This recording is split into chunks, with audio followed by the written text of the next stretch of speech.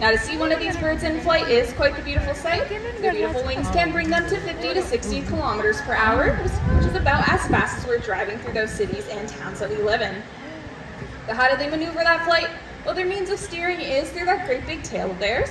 By shifting it from side to side is what allows them to change directions, but most importantly, when they fan it out, that helps them slow down so that they can always have a nice, safe landing. I think Benny here and Fever have done an excellent job showing us what it means to be a parrot, so let's hear for them.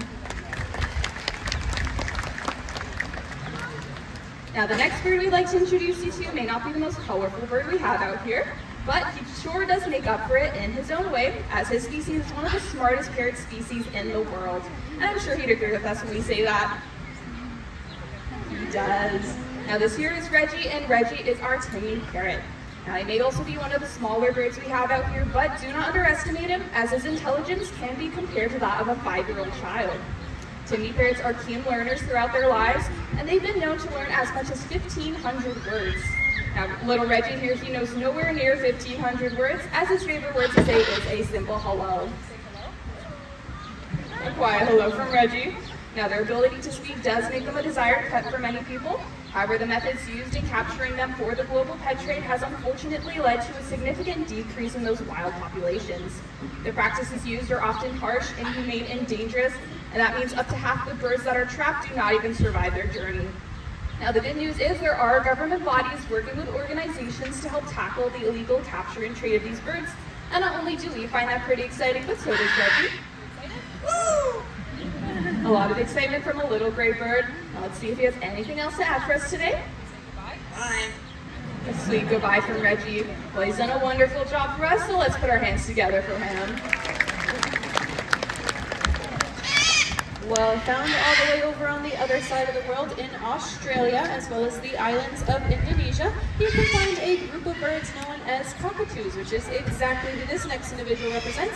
This here is Petey. She is an umbrella cockatoo, but being a parrot means she can speak our language. However, her voice is much different than little Reggie's though, so let's hear how her voice sounds.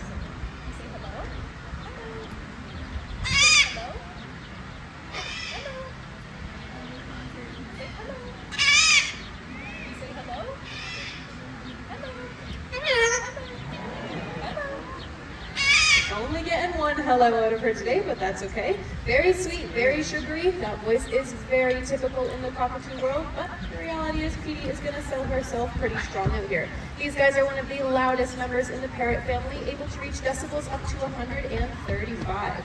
To put that into perspective, your average rock concert chimes in at about 120, so these guys are even louder than that. Probably no surprise when I tell you they are considered a pest species where they're from, traveling in large flocks of over 1,000, screaming nice and loud, but they're often caught snacking on farmers' crops as well. Now, what makes Petey here so unique from the other parrots that you've met is that cockatoos have a set of crest feathers on the top of their head, which they can lower and raise at will. Usually this makes them look a little bit bigger, more intimidating, but we see Petey's when it is the exact opposite. And I am wondering, do you guys want to see Petey's crest today? I don't know, do you guys want to see Petey's crest today? Yeah. Perfect. Well, Petey here loves attention, so usually a big round of applause does the trick. What do you say? They're clapping for you. Like I said, big and intimidating, but when it comes to Petey, it is never really the message that she gives.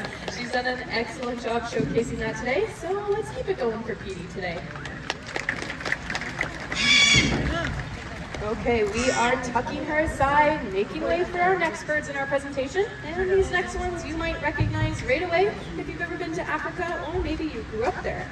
Blasting their way in from the back is our duo of helmeted guinea fowl, Trixie and Pixie. Here they are. Now at first glance, you probably think that is the weirdest looking chicken I have ever seen. And you know what? You would be pretty close to the truth. These guys come from the same group of birds that chickens and turkeys come from, which means that we as humans use them for about the same reasons. In Africa, their eggs are eaten as well as their meat, but guinea fowl are excellent to have on your farms for more than just that, because they're excellent at eating the ticks off of your livestock, keeping them nice and healthy and free from all diseases.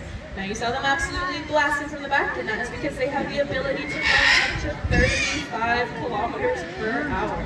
I don't think they're quite that